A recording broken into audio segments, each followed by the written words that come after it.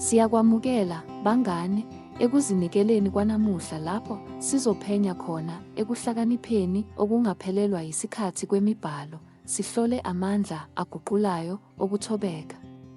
Ake sizinike isikhashana sifunde eyokunye Petru 5:6 ethi, "Ngalokho zithobeni phansi kwesandla sikaNkulunkulu esinamandla, ukuze aniphakamise ngesikhathi esifaneleyo." Ohambweni lwethu lokholo, kukhona ukulangazelela ngaphakathi kwethu, ukuqashelwa kanye nokubaluleka, isifiso sokwaziwa nokwazisa. Lokhu kulangazelela akulona iphutha ngokwemvelo, ngempela, libonakalisa umfanekiso kaNkulunkulu ngaphakathi kwethu. Nokho, inselele isekutheni sikuphishekela kanjani lokhu kulangazelela. Umbhalo usifundisa ukuba sisondele kuwo ngokuzithoba futhi sithembele ngesikhathi sikaNkulunkulu. Lokhu sikubona kuyisibonelo ekuphileni kukaJesu, okwathi nakuba ayenguNkulunkulu esesimweni somuntu, ngokuzithandela wabekela eceleni inkazimulo yakhe futhi wathatha indima yenceku. UJesu wakwamukela ukuthobeka, ezithoba ngokugcwele entandweni kaBaba. Futhi njengoba kwabaseFilipi 2 kusikhumbuza, kwakungalokhu kuzithoba lapho uJesu ekugcineni waphakanyiselwa esikhundleni esiphakeme kunazo zonke endaweni yonke nguBaba. Sibona ekuphileni kukaJesu isibonelo esiphelele sokuthobeka. Nakuba wayenguNkulunkulu uqobo lwakhe, ngokuzithandela wazenza ize ethatha indima yenceku. Wabonisa ukuthobeka ngokuzithoba entandweni kaBaba, futhi ngesikhathi esifanele, uNkulunkulu wamphakamisela esikhundleni esiphakeme kakhulu. UPetru usinxusa ukuba silandele ezinyathelweni zikaKristu, sembathe ukuthobeka komunye nomunye. Kungakhathaliseki ukuthi sibasha noma sibadala okholweni, ukuthobeka kubalulekile. Kukhuthaza ubudlelwano, ukuthula, nomusa phakathi kwamakholwa, kuyilapho ukuzigqaja kungaphazamisa ubunye futhi kubangele ukuhlukana. Ukuthobeka akukhona nje ukuzicabangela kancane, kumayelana nokuzicabangela kancane futhi sibeke ithemba lethu esikhathini necebo likaNkulunkulu.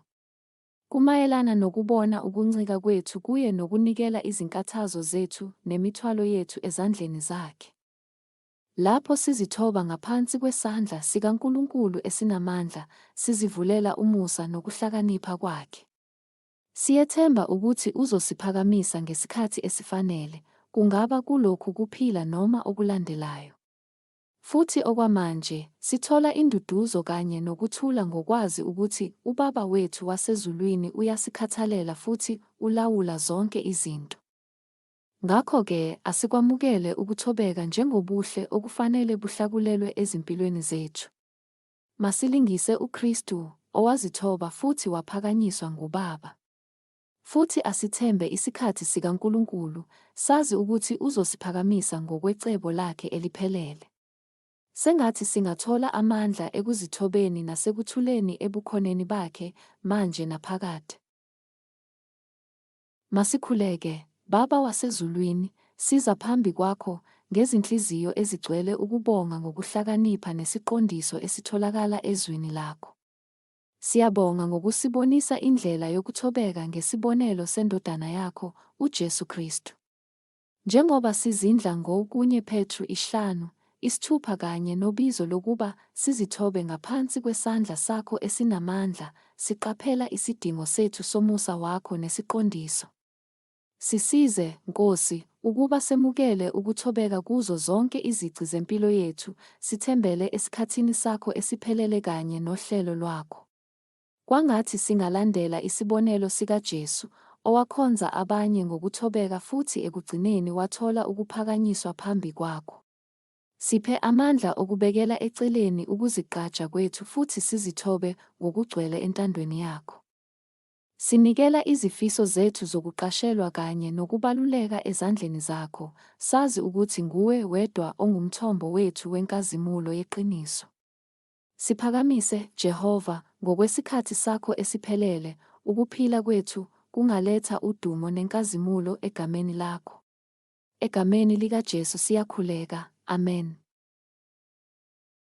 Njengoba siphetha isikhathi sethu ndawonye, ngiyakukhuthaza ukuba wamukele umlayezo wokuthobeka otholakala kunye Petru 5:6. Masilandele isibonelo sikaKristu, owakhonza abanye ngokuthobeka futhi wathembela esikhathini sikaNkulunkulu sokuphakanyiswa kwakhe. Kwangathi singahlakulela umoya wokuzithoba ezimpilweni zethu, sithembele ebuhleni nasekuhlakanipheni kukaBaba wethu wasezulwini.